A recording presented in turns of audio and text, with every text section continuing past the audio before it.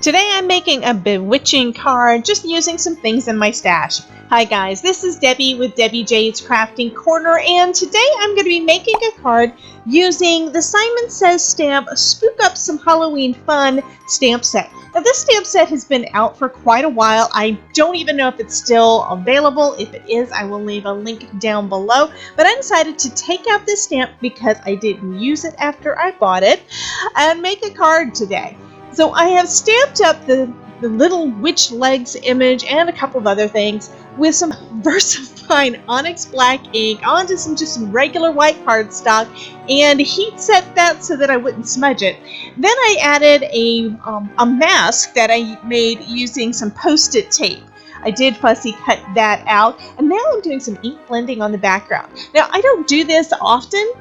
I kind of need to get back into it, I think, because this is turning out just wonderful. I love this. Usually I use the Distress Oxides because they seem to blend really, really smooth. I'm going to have to check and see which paper I use because that could be part of this. It sounds like I need to do a little bit more experimenting, right? So what I'm using today, though, is just regular Distress inks. I started off with Wilted Violet around the edges, and then I came in with some Chipped Sapphire. Now I'm using, I believe that one was... Okay, this one is Fired Brick for this red color.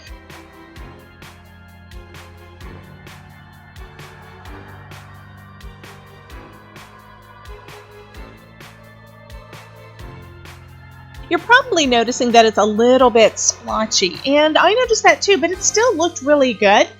This time I'm going in with some yellow, and that was Squeezed Lemonade, and it's bringing out, I don't know, I'm keeping the yellow right around the sentiment, so it almost makes it glow a little bit in there, but you can still see some of the white. I don't quite have enough color down. Now I'm going in with the Carved Pumpkin around that yellow, and at this point it starts to mix in with the Fired Brick, and it's just magic.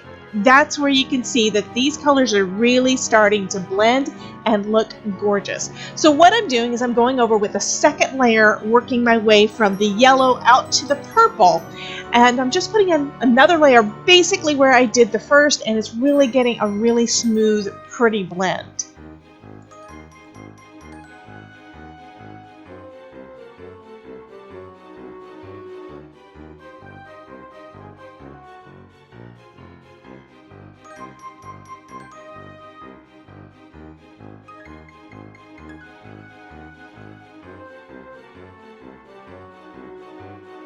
Now I know these colors are starting to get really dark and they're really kind of looking black on the edge of my cardstock. That's okay. I'm now going to spritz it down a little bit with some water, and that's where you can see some of those colors start to rise to the surface as the ink reacts with the water.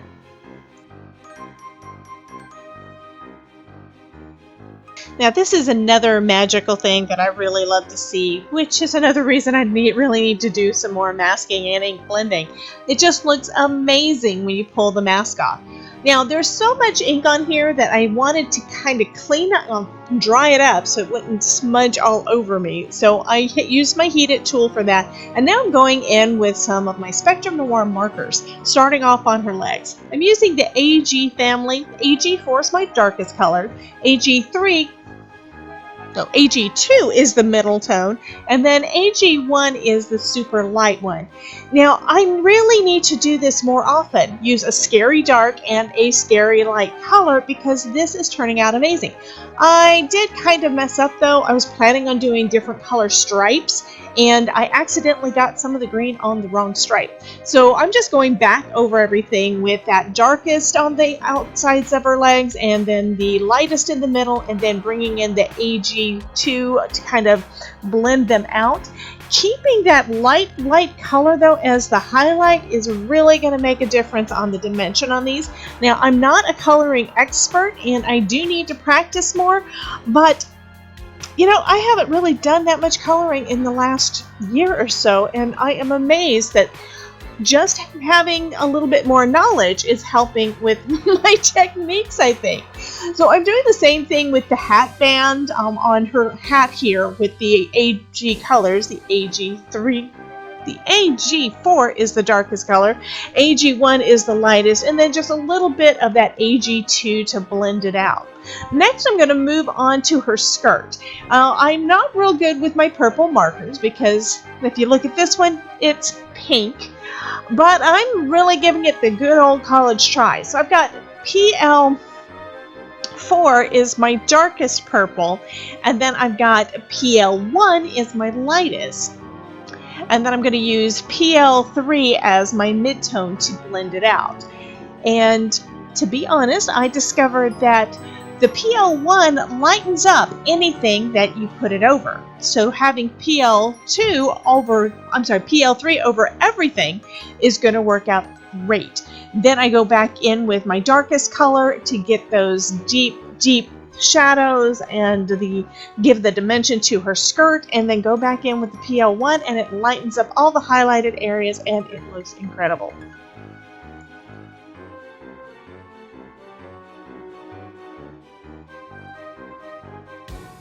I colored up her hat in pretty much the same way. Didn't really have a whole lot of direction from the image as to, where the highlight would be and that sort of thing. So I go over it a couple of times until I'm okay, satisfied with it.